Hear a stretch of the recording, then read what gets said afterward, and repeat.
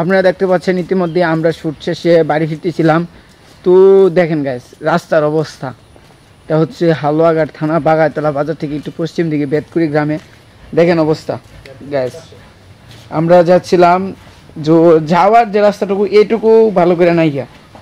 তো এগুলা আমি বুঝি না যে এলাকার চেয়ারম্যান মেম্বার যারা আছে ওরা কী করে, আমি এটাই বুঝি না।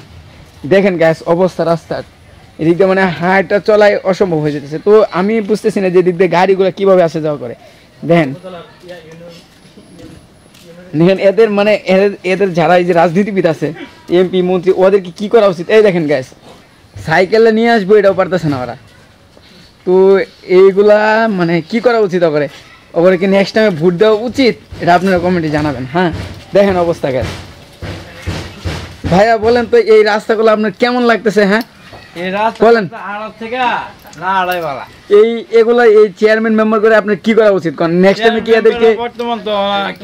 তারপরে যে এখন যে অবশ্যই নেতাগিরি করে নেতা আছে না, ওদেরকে কি করা উচিত? নেতারা কয় যে আমরা কাম করে দেবো, ফাঁস করার পরে আর কেউ কাম করে না। এই যে এটাই হলো মূল ঝামেলা। হ্যাঁ এখন কইবো এই যে বুড়া বুড়ি যদি লাগে নির্বাচনের সামনে রাস্তাঘাট সব অকে করে দেন, ফাঁস করবো পরে রাস্তাঘাট পরে আর তা করে খুঁজে পাওয়া যায় না।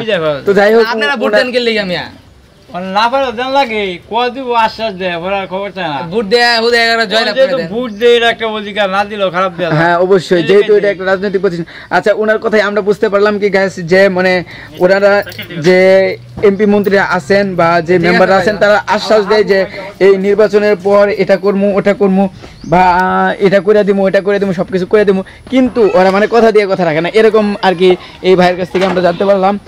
তো যাই হোক আশা করি পরবর্তীতে আমাদের যেই মেম্বার চেয়ারম্যান আসবে ওনারা অবশ্যই ভালো কাজ করবেন। ধন্যবাদ।